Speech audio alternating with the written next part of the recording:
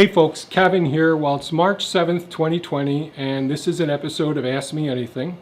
Recently, I posted a video on testing our seeds for their germination abilities and seeing how well they would germinate after being stored for up to 10 years and all, some of our seeds down in the root cellar. And I did a video about that. There'll be a link in the upper right-hand corner to go back and review that video if you'd like to see that.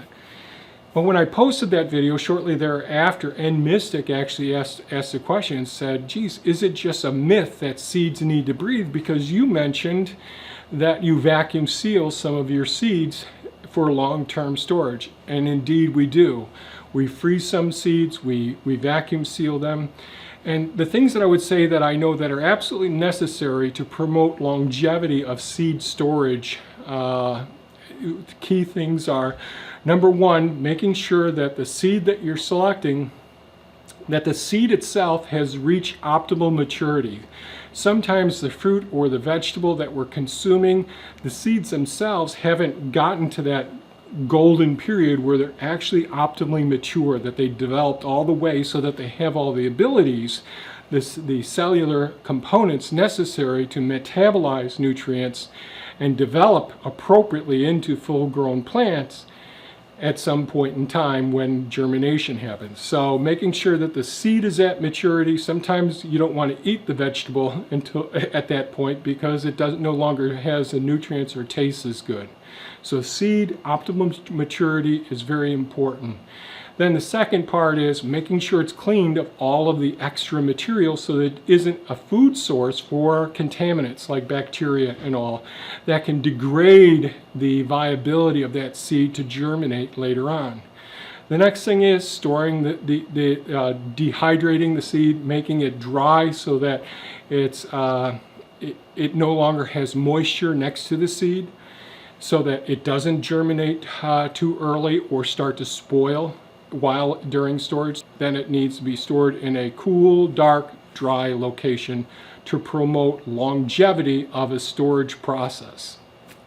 Now in that video I mentioned, geez, sometimes we freeze the seeds, sometimes we vacuum seal the seeds. If I'm getting a whole bunch of them, I'll put some in a quart container and vacuum seal that one.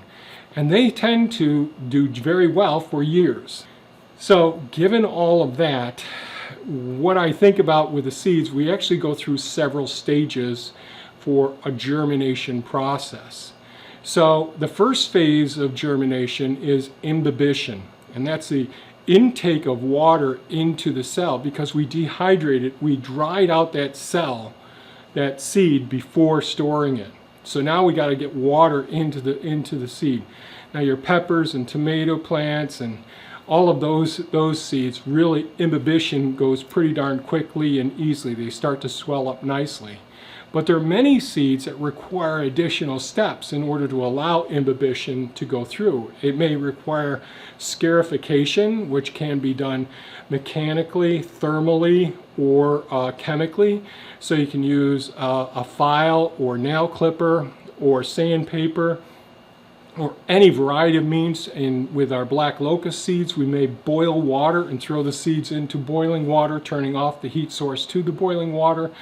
Let the water come to a complete cool state. Those seeds have undergone imbibition. They've swollen right up. Instead of being tiny little kidney-shaped seeds, they swell up to probably 3-4 times their original size. Imbibition is that process.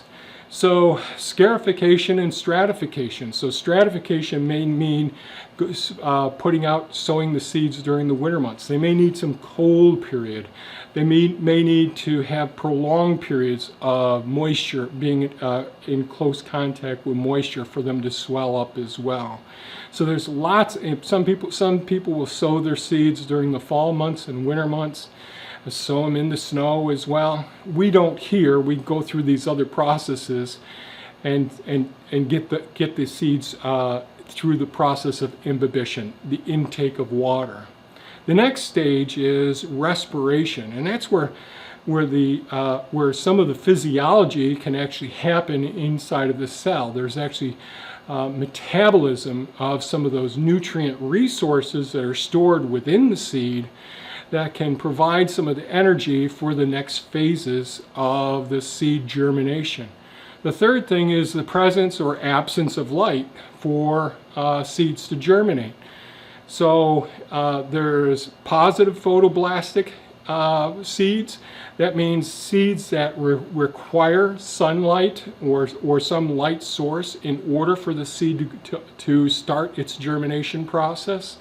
Some are negative photoblastic seeds, like onions. Onion seeds, they want to be either covered with a little bit of soil or put a cover on top of them. And then there's non-photoblastic seeds, which can germinate in the presence of light or germinate in the absence of light. Then we go through the process of nutrient reserves, the metabolism resulting in cellular division and then multiplication and differentiation, so that the cells are actually multiplying like us. We all start off as a single cell. We have the sperm and the egg come together and create this single cell organism. The cell divides multiple times. Once it gets to a certain point, some of those cells, we might call them stem cells, they differentiate into different types of cells.